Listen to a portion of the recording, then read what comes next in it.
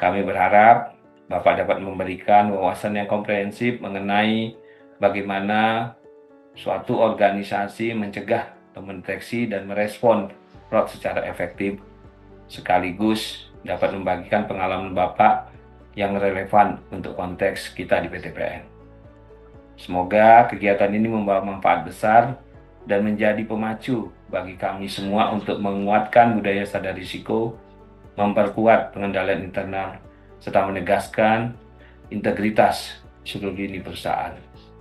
Pak Eman, tadi ya Pak Eman Siswanto, dan tentunya Bapak Ibu pimpinan di PTPN 3 dan teman-teman peserta webinar. Assalamualaikum warahmatullahi wabarakatuh. Selamat siang, salam sejahtera untuk kita semua.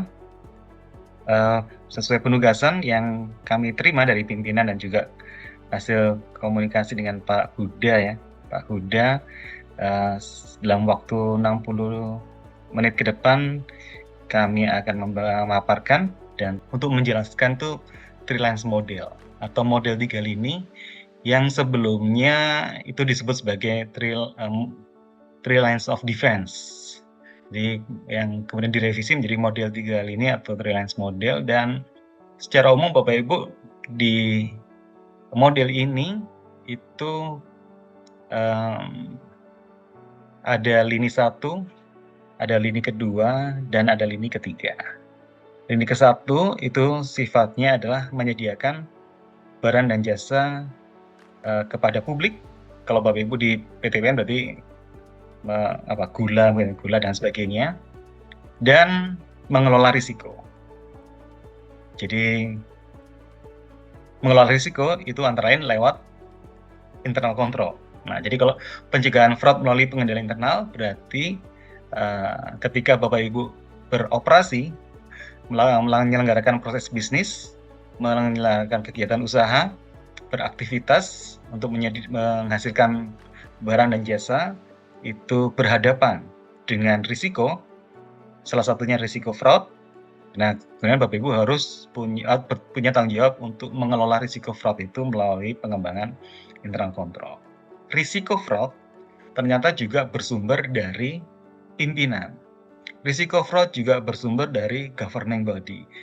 Risiko fraud juga bersumber dari prinsipal, enggak semuanya dari agen.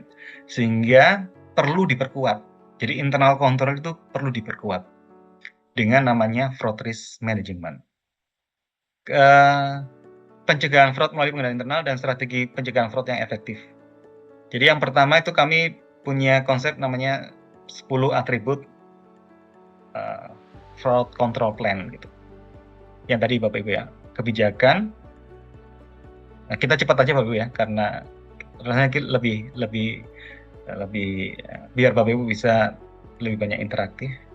Kebijakan tadi sudah dijelaskan Bapak Ibu, ada komitmen, ada budaya, ada formalisasi. Guna struktur ada, jadi kalau Bapak Ibu harus punya divisi, direktorat atau apapun juga, fungsi apapun juga yang bertanggung jawab atas fraud risk management.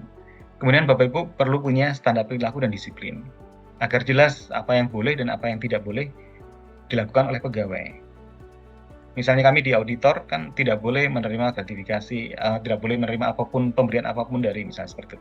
Jadi pegawai perlu tahu mana yang boleh, mana yang tidak. Nah tadi, think like a fraudster atau think like a thief.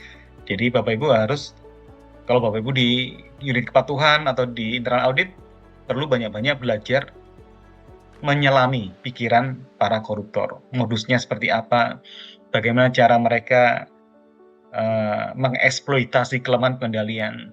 Sama seperti kita ya, kan kita punya rumah kan, bagaimana cara pencuri masuk ke rumahku ya?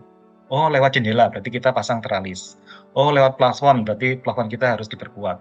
Oh, dengan cara menyuap satpam, berarti satpam kita harus penghasilannya cukup misalnya. Oh, ternyata lewat belakang, berarti di belakang harus dipasang CCTV. Nah, seperti itu. Jadi, think like a fraudster itu berarti kita mengidentifikasi dan menganalisis kelemahan diri sendiri, kelemahan pengendalian internal, dan kemudian melakukan penguatan agar para fraudster itu meskipun punya niat, dia tidak punya kesempatan karena pengendaliannya sudah kuat, tidak merespon message-nya, pesannya. Itu risiko whistleblowing system yang sering kita hadapi. Ini ada studi kasus Bapak Ibu, dan untuk faktor dan sebagainya. Karena mencari bukti itulah mengembangkan itu kill the messenger atau shoot the messenger. Besar dari sistem whistleblowing itu adalah kill the messenger atau shoot the messenger. Jadi perusahaan itu justru membunuh si pembawa pesan. Padahal si pembawa pesan itu memberi pesan yang baik ya, memperingatkan pada perusahaan. Jadi justru perusahaan itu seringnya itu shoot the messenger itu. Jadi memandang messenger adalah masalahnya. Padahal masalahnya itu bukan di messengernya, masalahnya adalah perusahaan tidak merespon message-nya.